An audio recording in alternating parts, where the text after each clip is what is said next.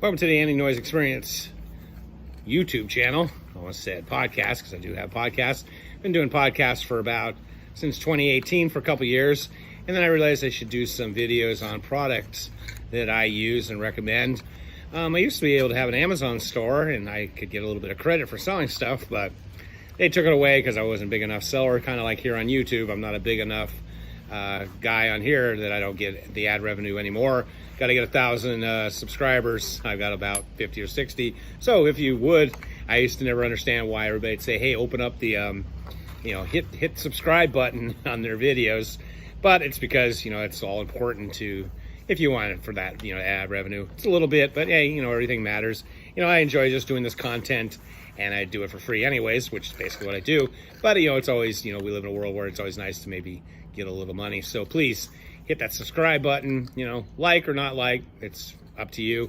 So this one, I did a podcast on the mask the other day, the Spartos mask, that I figured if I got to wear a mask, which I don't go anywhere pretty much during COVID. So, but if I got to wear a mask, I figured I might as well just get some exercise with it. As always, my podcast, you can hear the blower in the background. Somebody's blowing leaves. It's amazing, air quality here in Bakersfield's terrible. And I think leaf blowers are actually illegal, but they still seem to use them.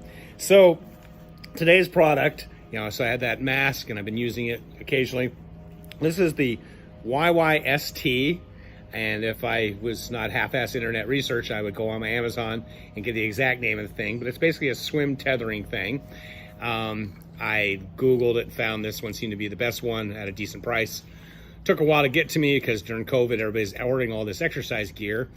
I wasn't really planning on using it swimming, though I do enjoy swimming. I really like to get into doing these swim run things where you got a teammate. But most of the pools are closed and, that kind of stuff.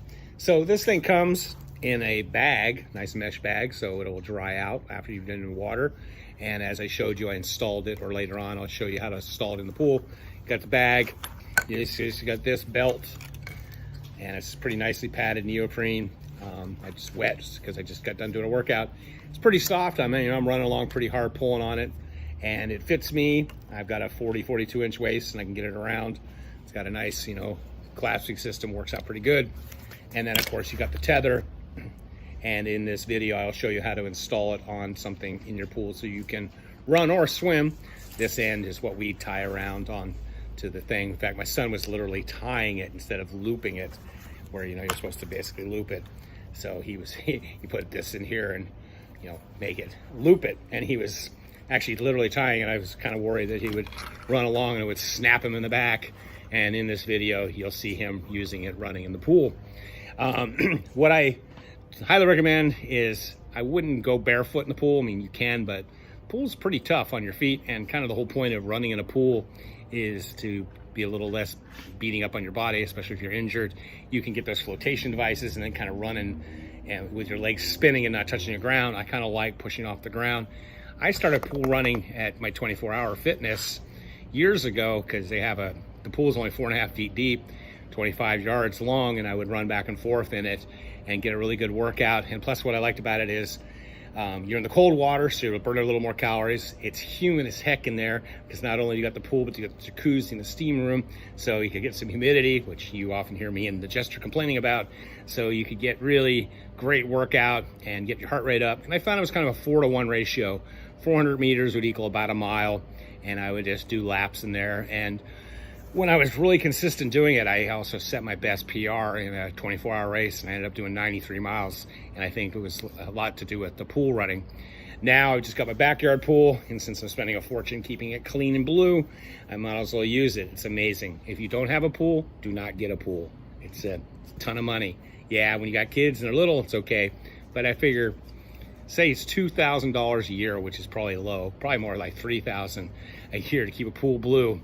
And so if you swim in it 100 times and it's $2,000, that's $20 a swim. So you kind of do the math and how many you actually get in the pool over that many times. Me and Nicholas do go in every day because Bakersfield, it'll be in the hundreds again today. So I did a pool run with that. So I wouldn't run barefoot. Some people get these water shoes. I'll put in the show notes. These are the Sport Z. I just recently got them, but I've had other pairs. They're pretty lightweight. I was actually thinking about taking them on my hiking trip. But the problem is these liners always come out and get destroyed. They're kind of really difficult to put on. So for me, they would make a terrible camping shoe, because the whole point of a camp shoe is take off those damn trail shoes and put something comfortable in. So I'll be carrying my Crocs instead. But these are good for when I'm doing like my boot camp style workouts in the pool. I've been doing the Fitbit Premium and I don't mind these, and they're pretty good. But running in them, not enough padding, and it's not a running shoe, and I kind of want to stick to what brought me there. So I, for years, have been using these Ultras. You can use any Ultras. These were just kind of a lightweight shoe. My friends always get mad at me because I don't even know what brand or model it is. I don't see it anywhere either. I'm sure someone knows. But I use this, Celtic Green, and I run in it. And this one I've been running in quite some time.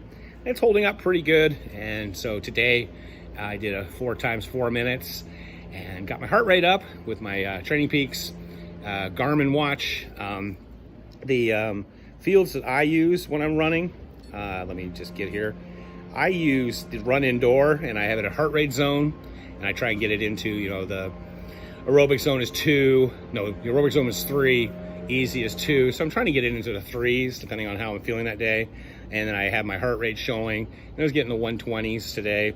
And then I have a lap counter, and then I have lap time. So today I hit the watch, I run hard for 4 minutes. Then I go over to the side of the pool, let my heart rate get down below 1 on the heart rate zone thing, which only takes 20-30 seconds, and then I go back at it, and I hit, of course, once I go back at it, I hit the laps.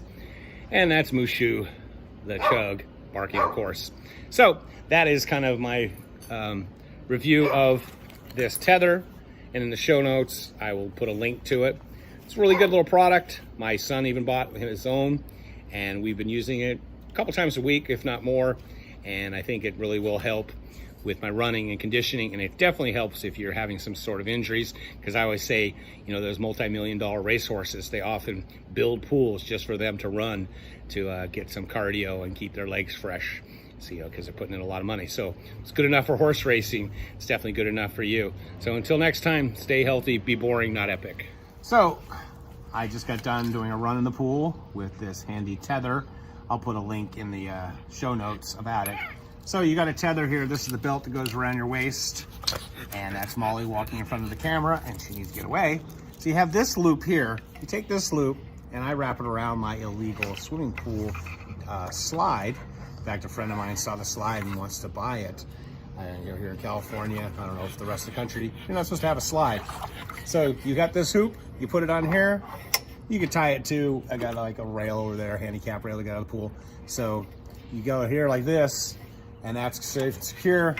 Then you have this adjustable belt. I got a big waist, as all you know, 40 something, and this does fit rather snugly, but it's kind of nice and padded. And so you have this other end, and this is how I assume it works. Me and Nicholas both do it. In fact, he is showing you how to use it in the video that I'll post along with this. So you just put this around your waist, put this through, snap it in, and then this is the contraption. Have this padded part obviously on your belly, and then this is kind of hooked on here. It's very comfortable. I've not had any issues with it. I just got done doing a 4 times 4 minute run in the pool. I run the pool up to my chest area. My son Nicholas kind of runs to his hips. I'm really trying to protect my legs and just get some running speed work. I just actually got my heart rate up into the 120, 130s, doing 4 minutes on, and then I just take a rest until my heart rate goes down into the below the 1 zone on the Garmin. So that's usually only about 20, 30 seconds, and then back at it again. And so that is how you install it. You know, you've got it here, and then I just go over here to the deep end, the deeper part, about 4 or 5 feet of water, and I run and pull along. My son is over here this way. One of the things that I used to do is I used to have a gym membership. Of course, the gyms, a lot of them are closed.